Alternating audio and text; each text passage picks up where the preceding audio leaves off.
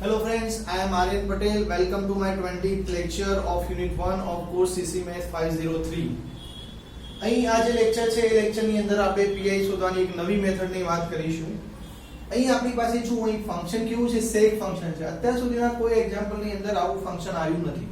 એટલે કે અહીં આપણે કયા પ્રકારના દાખલાની વાત કરીશું તો અહીં આપણે આ પ્રકારના દાખલાની વાત કરીશું કે a1/fd હોય, બાજુમાં તમારી પાસે sec ફંક્શન આવતું હોય, tan ફંક્શન આવતું હોય, cot ફંક્શન આવતું હોય, cosec ફંક્શન આવતું હોય, તો આ પ્રકારના ફંક્શન જો બાજુમાં આવતા હોય 1/fd ની, ઓકે, તો એવા કેસની અંદર આપણે શું કરીશું તો એ મેથડની વાત કરીશું.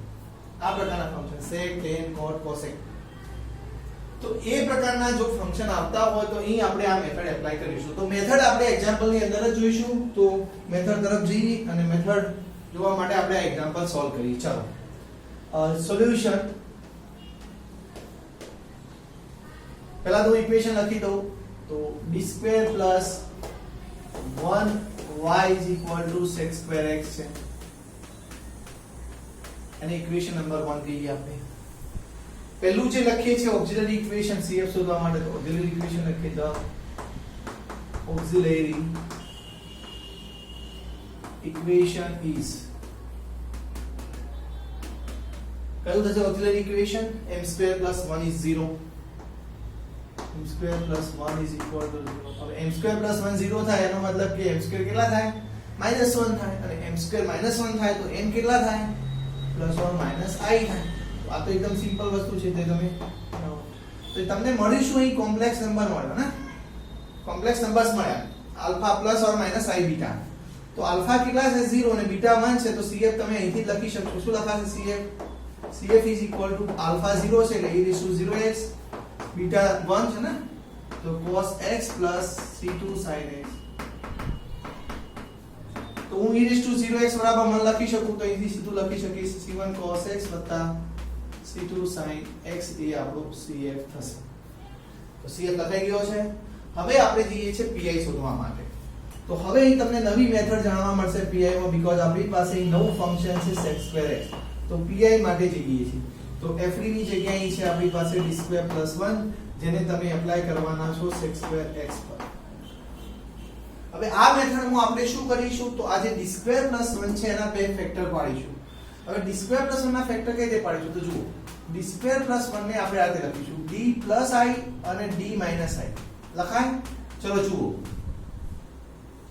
d + આ ફેક્ટર કઈ રીતે પડે છે કહી દઉં. તો આ ફેક્ટર આ પ્રમાણે પડે છે. ચલો d² + 1 = 0 લઈએ તો d² કયા થાય? -1 થાય. તો d કયા થશે? +or - i. તો એક ફેક્ટર કયો હશે? d + i હશે અને બીજો ફેક્ટર કયો હશે? d - i. સમજણ પડે છે? એના રૂટ શોધી દીધા, રૂટ પરથી ફેક્ટર ખબર પડે ને. તો આના બે ફેક્ટર ને અહીં પાડી દીધા. d² + 1 ના બે ફેક્ટર d + i અને d - i લખ્યા. તો એ ફેક્ટર હું લખીશ. So that equal to 1/d + i into d - i over sec² x. અહીં i છે, આ પણ i. ચલો પહેલું કામ આ કરીશ, d² + 1 ને હું આધે ફેક્ટર લખી દઉં. હવે અહીં આ જ્યારે ફંક્શન આવે એટલે એક વસ્તુ ખાસ ધ્યાન રાખજો, sec x, tan x, cot x, cos x. આ ફંક્શન આવશે એટલે આપણે આ ફોર્મ્યુલા એપ્લાય કરીશું. આ ફોર્મ્યુલા બહુ રેર આપણે યુઝ કરીએ છીએ, પણ આ ફોર્મ્યુલા અહીં આપણે યુઝ કરીશું. કઈ? 1/d - alpha over x. જેમાં તમે શું લખતા હતા? બહાર e⁻α x લખતા હતા, અંદર શું લખતા હતા? x ફંક્શન તો લખવું જ પડે ને, અને બહાર e⁻α x લખો છો તો અંદર e⁻α x ઇન્ટિગ્રેશન ની અંદર, બહાર અંદર એટલે ઇન્ટિગ્રેશન ની અંદર. ચલો એ કરવું છે, તમારે આને સેપરેટ કરવા પડશે. તો હું આને સેપરેટ કરું છું. જો આની ટેકનિક છે સેપરેટ કરવાની, હું પહેલા એક કામ કરું, 1/d + i અને 1/d - i એમનેમ લખી દઉં છું રેન્ડમલી. હું આને પહેલા રેન્ડમલી સેપરેટ કરી દઉં છું આ પ્રમાણે. જુઓ, 1/d + i - 1/d - i. Okay, randomly આવું લખ્યું છે. એકને 1/d + i આના આધારે લખ્યું, આના આધારે 1/d - i લખ્યું અને બંને વચ્ચે માઈનસ લઈ લીધા. હવે આપણે આને ચેક કરીએ કે ખરેખર ઉપરના બરાબર આ થાય છે ને. તો ચેક કરી તો લસા કેટલો થાય આનો d + i d - i જે નીચે છે હવે ઉપર કેટલા મળે જો આ બાદબાકી ખરેખર કરીએ તો d - i ઉપર જાય, આ d + i અહીં જશે તો ઉપર કેટલા થશે? d - i થશે માઈનસ d - i થશે. સમજણ પડે છે? ચલો ઉપરનો ભાગ હું લખું છું સાઈડ ઉપર શું થશે? i અહીં શું આવશે? d - i આવશે માઈનસ આ d i ગુણા છે એટલે શું થશે? Minus d - i. તો જો dd કેન્સલ થાય છે તો -2i ઉપર વધારાના રહેશે ને, પણ અહીં -2i છે નહીં તો એ -2i તમારી પાસે અહીં છે નહીં, તમે -2i મૂકો છો એવો મતલબ થયો ને, તો -2i નીકળવા જોઈએ. તો હું શું કરું છું? અહીં -2i ને ભાગી દઉં. -2i એટલે આ ભાગી દઉં. ઓકે, સમજણ પડી? પહેલા મેં રેન્ડમલી આને બંનેને છૂટા કરી દીધા. રેન્ડમલી મતલબ એમનેમ જ આને છૂટા કરી દીધા, આને છૂટા કરી દીધા. પછી હું ચેક કરું છું કે ખરેખર આનો જવાબ આના જેટલો થાય છે, તો લસા તો ઓકે છે, બરાબર, લસા આટલો જ થાય, પણ ઉપર સરખું થાય છે તો d - i અને આ d - i આવશે. પણ ઉપર કેટલા થાય? -2i થાય છે, પણ અહીં -2i ઉપર છે નહીં તો એ વધારાના મુકાયા નહીં, વધારાના મુકાયા કહેવાય, એટલા માટે એને કેન્સલ કરવા પડે, એટલે માટે મેં આગળ -1/2i મૂકી દીધા. ચલો આગળ જઈએ. એના પછીનું સ્ટેપ હવે અહીં સેપરેટ કરી દઈશું આપણે, આને સેપરેટલી આના આપણે એપ્લાય કરીશું. હું -1/2i ને અત્યારે હાલ બહાર રાખું છું અને 1/d + i 1/d - i ને સેપરેટલી sec2x પર એપ્લાય કરી દઈશું. So is equal to -1/2i as it is, 1/d + i જે છે એને આપણે sec2x પર એપ્લાય કરીશું, માઈનસ 1/d - i ને આપણે sec2 પર એપ્લાય કરીશું.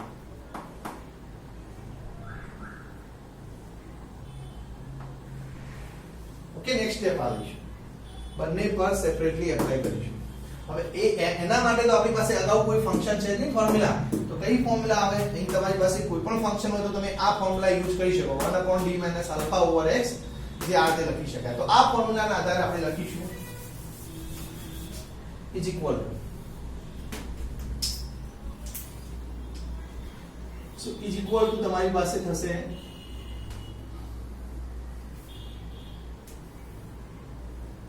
ચલો અહીં 1/2i તો એજ છે, થોડું નીચે લો, 1/2i તો આગળ છે તમારી પાસે. અહીં તમારી પાસે ઇન બ્રેકેટ 1/d + i નો જવાબ લખો છો. જો e⁻d - α હોય તો e⁻x આવે, તો અહીં d + i છે તો બહાર શું આવશે? ઇન્ટિગ્રેશન બહાર એટલે હું કોની બહાર કહું છું? ઇન્ટિગ્રેશન ની બહાર, હે ને? બહાર એટલે કે ઇન્ટિગ્રેશન ની બહાર. તો i ની જગ્યાએ આલ્ફા ની જગ્યાએ કેટલા છે? આની સાથે સરખાવો. એક કામ લો, d + i ને d - α સાથે સરખાવો તો આલ્ફા કેટલા થાય છે? -i. તો અહીં શું લખાશે? -ix લખાશે. તો e⁻ -ix ઇન્ટિગ્રેશન ની અંદર કોણ આવશે? તો x એટલે કે આપણો sec2x છે, અને બહાર e⁻ -ix છે તો અંદર e⁻ix આવે, dx. વચ્ચે માઈનસ છે, યસ વચ્ચે માઈનસ છે. હવે 1/d - i ને એપ્લાય કરો તો d - i ની i સાથે આને સરખાવો તો આલ્ફા કેટલા દેખાય? i દેખાય, તો e⁻ix થશે, e⁻ix. અંદર કયું ફંક્શન આવશે? sec2x છે તો sec2x, અને બહાર અંદર e⁻ix છે તો અંદર e⁻ ix થશે. integration with respect to x. તો આ ફોર્મ્યુલા આપણે એપ્લાય કરી દીધી.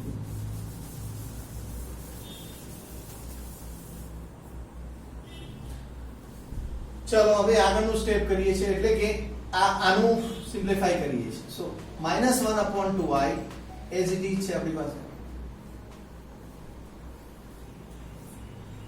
e⁻ -ix છે એનું પણ કશું કરવાની જરૂર નથી, અંદર જે છે ઇન્ટિગ્રેશન ની અંદર કરવાનું છે. હવે e⁻ix છે એને આપણે શું લખી શકીએ? cos x + i sin x લખી શકીએ. નીચે કેટલા આવશે? sec2x બરાબર તમે શું લખી શકો? 1/cos2x. તો આવું લખાય, integration with respect to x minus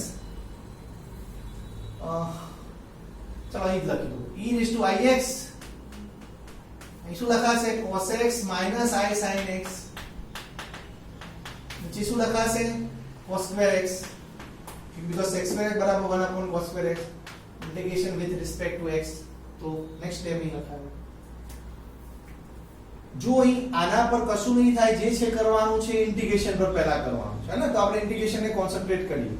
so is equal to -1/2i e raised to minus ix as it is integration માં શું થશે cos ભાગ્યા cos સ્ક્વેર x એટલે sec x થાય 1 upon cos x થાય ને 1 upon cos x શું થશે sec x I હવે sin ભાગ્યા cos સ્ક્વેર x કેટલા થશે sin ભાગ્યા cos સ્ક્વેર x તો sin ભાગ્યા cos square x sin x ભાગ્યા cos સ્ક્વેર તો sin ભાગ્યા cos x કરો અને 1 upon cos x ને અલગ કરો તો tan x sec x થાય એટલે કે sec x tan x integration with respect to x minus e raised to ix અહીં પણ એ જ રીતે cos x ભાગ્યા cos સ્ક્વેર x શું થાય sec x minus i sin ભાગ્યા cos સ્ક્વેર x આ પ્રકારે શું લખાય sec x tan x તો અહીં જે કઈ પ્રોસેસ ચાલી રહી છે એ ઇન્ટિગ્રેશન ની અંદર ચાલી રહી છે ને હવે તમારે અહીંયા ઇન્ટિગ્રેશન કરવું પડશે આ પણ ઇન્ટિગ્રેશન કરવું પડશે પણ એક વસ્તુ અહીં જોઈ લો અહીં sec x નું ઇન્ટિગ્રેશન કરવાનું આવે છે અહીં પણ sec x નું કરવાનું આવે અહીં પણ sec x tan x નું ઇન્ટિગ્રેશન કરવાનું આવે છે અહીં પણ sec x tan x નું કરવાનું આવે છે તો એનો મતલબ કે તમે અલગ અલગ એક કરો અહીં કરો એના કરતા એક કામ કરો બધું ભેગું કરી નાખો ને એટલે વન ટાઈમ ઇન્ટિગ્રેશન કરવાનું બંનેનું આવે એટલા માટે આપણે શું કરીશું તો ઇન્ટિગ્રેશન માટે કોમન લઈશું જો કઈ દે સો -1 upon I so -1 upon 2I હું એક કામ કરું છું ઇન્ટિગ્રેશન sec x dx ને અલગ લઈ લઉં છું કોને ઇન્ટિગ્રેશન sec x dx ને અલગ લઈ લઉં છું તો એની સાથે કોણ કોણ આવશે e raised to minus ix આવશે ગુણાકારમાં કોણ છે e raised to minus ix છે sec x સાથે ઇન્ટિગ્રેશન sec x dx સાથે e raised to minus ix છે અહીં કોણ છે તો minus e raised to ix છે sec x dx સાથે ઇન્ટિગ્રેશન સાથે હે ને ઇન્ટિગ્રેશન sec x dx સાથે કોણ છે minus e raised to ix તો minus e raised to ix તો એનો મતલબ કે આ બંને મેં ભેગા કર્યા હવે પ્લસ આ sec x ની ઇન્ટિગ્રેશન ની વાત થઈ હવે sec x tan x ના ઇન્ટિગ્રેશન ની વાત કરી તો એને પણ હું આપણે અલગ જ લઈ લઉં છું sec x tan x નું ઇન્ટિગ્રેશન આપણે કરવાના છીએ ઓકે પણ એની સાથે કોણ કોણ આવશે તો sec x tan x dx સાથે જો I તો આવશે બંનેમાં તો I તો હું લખી જ દઉં છું પહેલા I બંનેના I આવશે આના I ને I ના પણ અહીં e raised to minus ix આવવાના છે આની સાથે ગુણાવાના છે તો e raised to minus ix અને માઈનસ માઈનસ પ્લસ થશે ને તો plus e raised to ix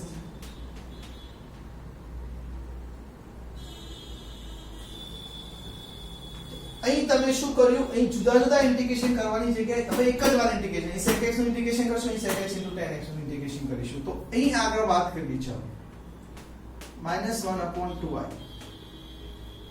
હવે e raised to minus ix એટલે શું થાય તો જુઓ e raised to minus ix એટલે તમે રફ વર્ક કરી શકો cos x minus I sin x થાય cos x minus I sin x આ શું થાય cos x plus I sin x થાય પણ આગળ માઈનસ છે એટલે minus cos x minus I sin x થાય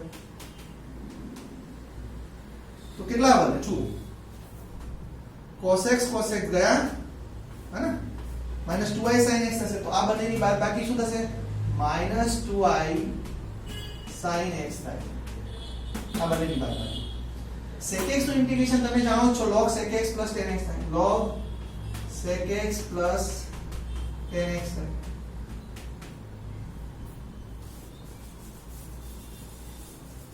તો જો અહીં વન ટાઈમ અહીં ડબલ વખત ઇન્ટિગ્રેશન કરવું પડતું તો અહીં વન ટાઈમ થયું પ્લસ I છે આપણી પાસે હવે e raised to minus ix અને e raised to ix નો સરવાળો કરો તો e raised to minus ix શું થાય cos x minus I sin x થાય અને બાજુમાં શું છે plus e raised to ix છે એટલે કે cos x plus I sin x થશે સરવાળો કરો કેટલો થાય cos x I આગળ જતા ને 2 cos x થાય તો 2 cos x થશે તો that means 2 cos x હવે sec x tan x નું ઇન્ટિગ્રેશન શું થાય sec x tan x નું ઇન્ટિગ્રેશન sec x થાય because sec x નું derivative sec x tan x થાય તો ઇન્ટિગ્રેશન થઈ ગયું છે ઓકે હવે જો આ 2i જે છે આ 2i અહીં 2i છે ને અહીં 2i છે તો 2i અંદર કોણી નાખીએ તો આ 2i જતા રહેશે આ 2i જતા રહેશે તો બાર શું વધશે ઓન્લી માઈનસ એક કામ કરો -1/2i ને સીધા લઈ આવો તો -1/2i અહીં માઈનસ જતા રહેશે તો લાસ્ટલી શું હશે is equal to sin x